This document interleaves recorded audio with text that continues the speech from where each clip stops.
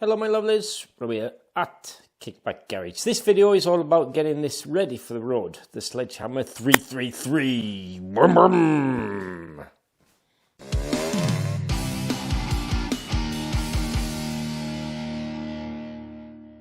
One thing I noticed last night when I started this up is the fact that I have managed to swap around my wheels so that I have a front wheel on back. If you've seen my videos, you know I like to have the pattern the opposite way on the front wheel. This is a front wheel. So I need to take this off first before I modify the bodywork. I'm not sure how much modification we have to do, but that's what this video is all about. So what I thought I'd do, use the opportunity to use this thing. And no, that is not a helmet holder, or it could be. Maybe that doubles as a helmet holder. But this is the MB stand, so you can take off your rear wheel. This is definitely not transportable, so something you can have in the garage. And what I want to know is this strong enough to sort of withstand being able to start your scooter? Because out there at the moment from AF and, what are they called? Uni. They have got a rear brake skimmer, and I see lots of people skimming their rear brakes, and my original type standard stand, there's no way that's going to work on that. And I've got like an expansion pipe as well. Do you think I'll be able to fit this? And how does it fit? What do you do? How do you angle it in? Is it this way? Is it that way maybe? We'll see. Take a look. I wanted to use this in a video for a while. It was just a little bit unfortunate that it was... How do you think that fits? Does that go on the back side? Can I get it in there?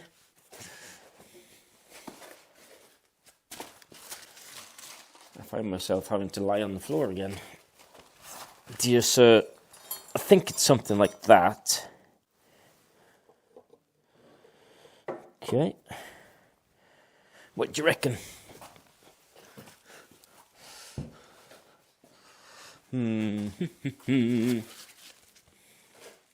It's got to be that way, because you can't get that angle in with that frame on the front of the engine.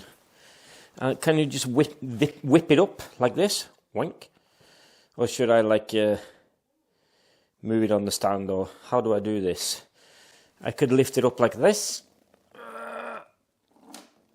No, I can't. How does that work? Hey! Okay, that was dead easy. Nice one, sir. Time to change the rear wheel. One thing I wanted to show you while I was on the back wheel, that MB stand's quite sturdy actually, it's nice. And a good addition to the workshop tools, definitely. So you don't have to faff around with that original type.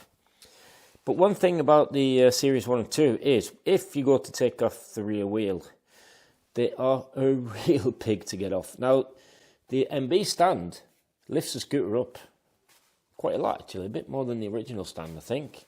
But that doesn't really help much. If you're on the side of the road and you want to change your rear tyre on a Series 1 and 2, you're actually buggered, because the only thing you can do is either you have to let down the air, and if you've not got a compressor or anything with you, so like the fact that you take a spare wheel with you is made pretty much redundant.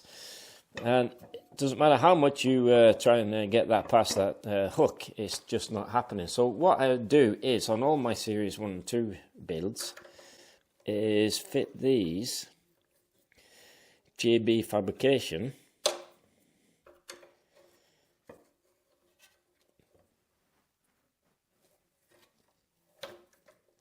removable hooks. I've drilled my holes a little bit tight, so it's a bit of a fiddle to get to them. But I'll film this in real time. And apart from losing my screws, my nuts, I've lost my nuts. There you go. First one is the hardest one. Second one, I can just use that. It comes with these screws. And this is actually a godsend, especially if you get a puncture along the road. because I'm pretty sure a lot of people are not aware of this. If you go from, now that the Series 1 and 2 are more popular than the Series 3s, debate me on that please, write the comment down below. In Norway they've always been the easiest to get hold of, that's why I use them. But thing is, you find out pretty much if you're alone and you need to change your rear wheel, it's going to be really hard to do. So this is the JB fabrication item. I have painted it very shoddily to match the rest of the paint. This is actually original paint, by the way, which is pretty cool. And voila, one wheel off. And there you can see, my friends, the stand in all its glory. Does a brilliant job, actually, I reckon. Nice one, MB. 3, 2, 1. We are on a little bit of wobbly cam. What I want to show you, I don't think I mentioned this, is the whopping ground clearance that this exhaust has got. It's really well thought out and well. Check out that. That is actually higher and doesn't kick out on the side like a lot of other exhausts do. You're gonna have to work hard to grind that down, I reckon. That's really cool.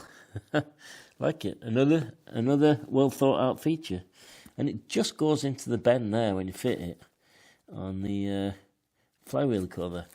And that flywheel cover's got a massive hole in it. That new one. Just be really careful. I think you have to watch out for the neighbours' pets and kids.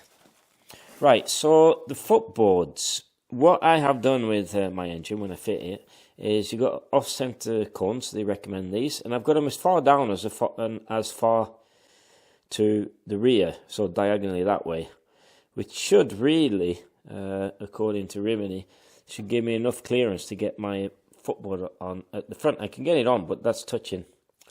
So what I'm going to do is get my marker pen, and that is not a lot at all. I want to just do something like that. That is, or should I give it a little bit more here? I think I want it to go, doesn't really matter, like that. Get the little Dremel out on that. So it's not a lot of modification, to be honest. And as you can see there, and we'll go and have a look at the other side.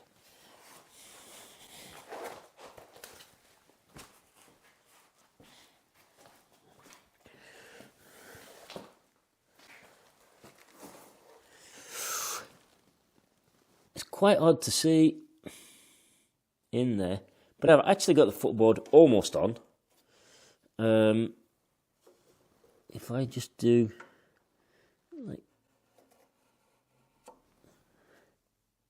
like that, X marks the spot. That's going to give me plenty of room. I'm going to do it there. And so if you're planning on fitting, this is the worst wobbly cam in the history of my wobbly cams. But if you're planning on fitting one of these and putting it on a custom scooter with a really shiny paint, do the modifications before the paint, I reckon.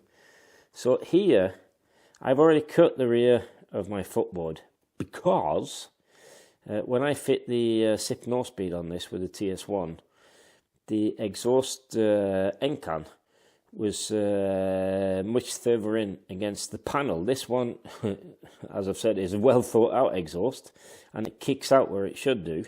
So that means that you can take off, you've got easy access to take off the panel handle. But that does mean I'm going to have to modify the end here. So I'm just going to lift it up where it's going to be, around about there. And I reckon I'm just going to have to, actually, it'd be nice if I could manage to shape this. I think something like that. Right, let's get cutting.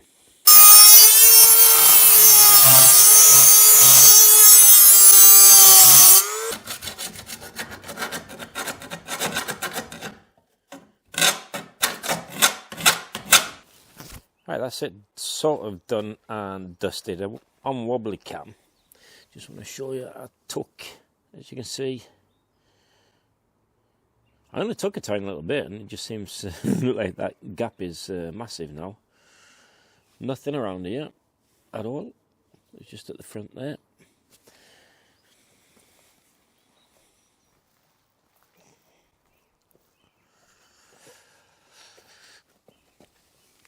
This is what I ended up doing with the exhaust. It was square at the back there. Wouldn't need it to be square now, but I had to do that when I fit the no-speed exhaust last year.